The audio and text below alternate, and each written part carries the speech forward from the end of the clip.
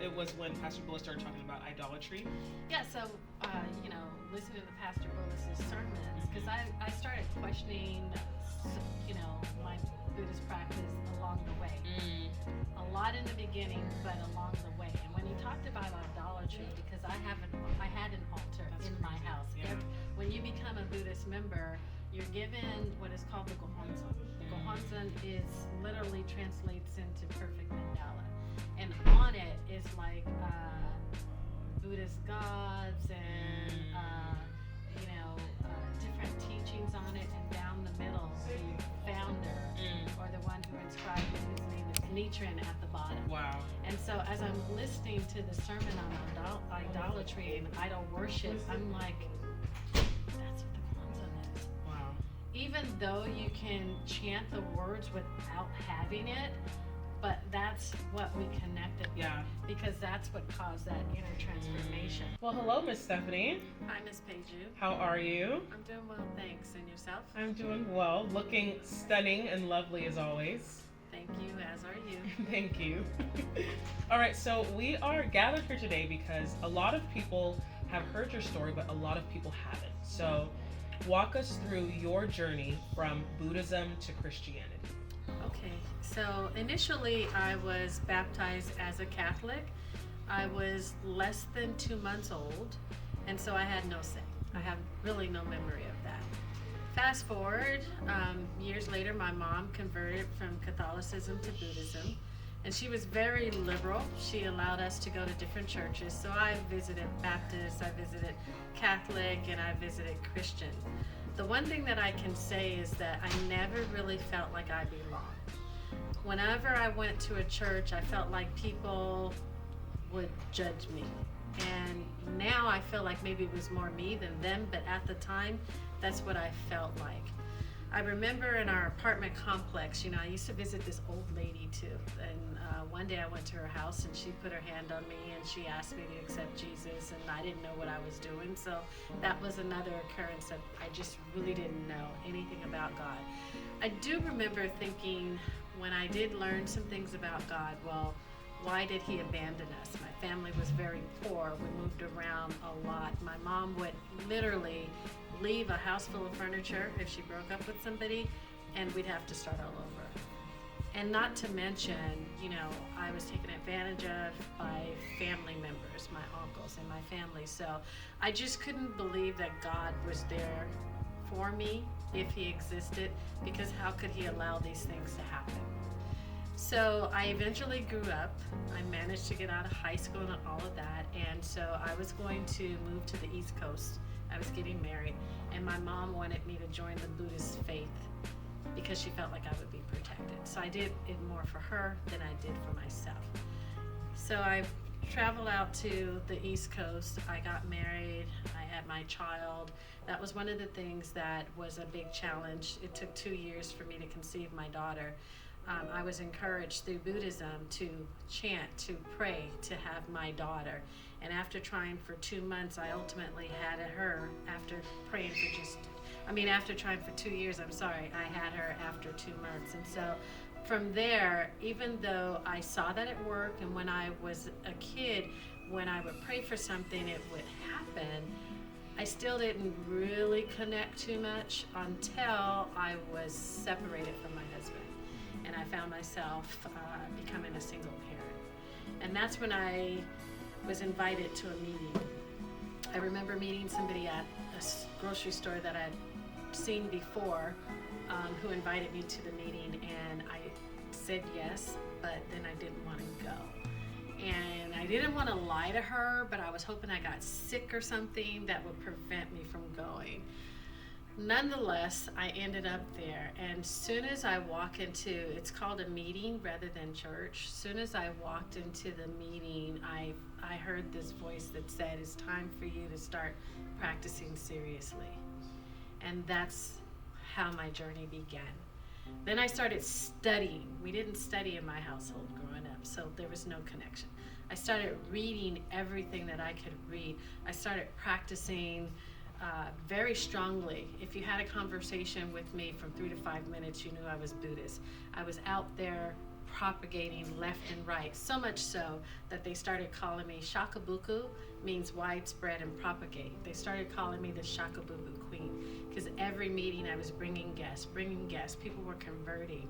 And so from there, after a couple of years or so of that, I came back to California and I heard another voice that said, it's time for you to move home. So not only did I come for a visit, I ended up moving back here. From there, they catapulted me into leadership. Very, very strong leadership. I had been a leader in Buddhism before coming to Christianity for 30 years. I raised a lot of youth division. I raised a lot of people in my area. I covered Lancaster, Santa Clarita, this area, women's divisions. I mean, it was just so much. Even to today, people say, you really encouraged me back then.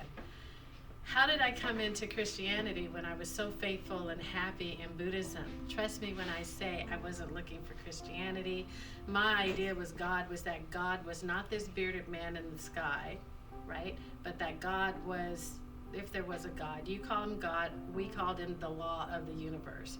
So this law of the universe was bigger than you or me that I conceived of, but he wasn't someone that was way up here and I could never become, not that I wanted to be God, but I could never become God-like.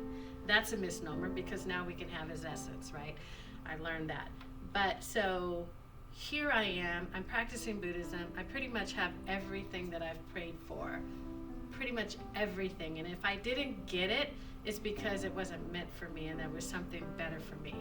You know, like a job, for example, or another promotion. If I didn't get that promotion, I could look and see, no wonder I didn't get that job because I knew I would be extremely unhappy. It happened about a year ago where a friend of mine who happens to be a pastor, was visiting a church in my area, and I just invited myself. I don't know why, but I went. And when I was there, I'm listening to everything that's going on. There was prophecy going on, and I was very judgy. I didn't think it was true. I felt like people prophesy over people that they know. I know your story, so I can tell you your story. Sort of like a tarot reader who will be very basic, and so it applies to everybody in the room. That's what I felt like. And then eventually someone came to me and prophesied over me and said, God is calling me to do his work. My eyes rolled in the back of my head and I thought, what is wrong with you? Because I am Buddhist and I'm happy being a Buddhist. And this person said to me, you may not have felt anything I said to you right now, but trust me, in about 2 weeks, you're gonna feel it. I didn't believe him, but I kid you not. The next 2 to 3 weeks, I felt this pull. I mean, this pull was so strong that it scared me. I didn't even want to admit it. I didn't want to admit that he was right, but he was right. Suddenly, I find myself being, what's the word? Less inclined to Buddhism and more inclined to the pull.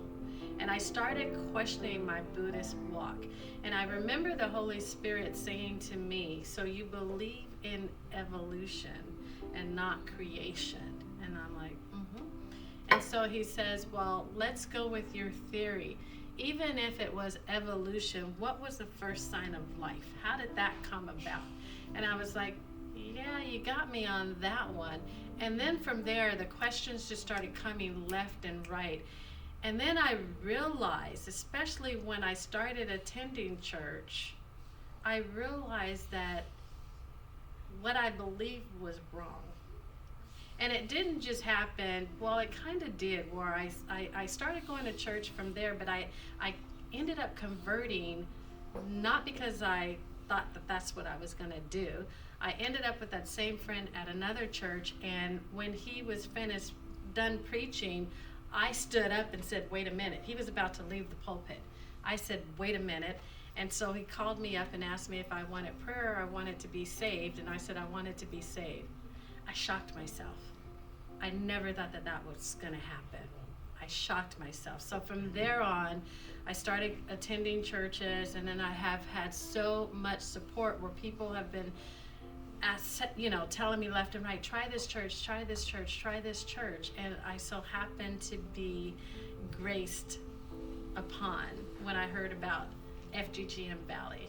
When someone told me to come to this church or encouraged me to do so, my life has taken off since then. I've learned about spiritual warfare. I've learned about the difference between being God and walking in His essence. I've learned the difference between love and, why we go through the things that we go through, and how God has always been with me, whether I knew it or not. And my journey has just started. I'm just like looking forward to see what He has in store for me, because I feel like even though I've been a Christian for a little over a year, like when I was in Buddhism, if we have a conversation for 5 minutes, you're going to hear my story. That's how on fire I am for God, and that's how on fire I hope everybody who listens to this will become.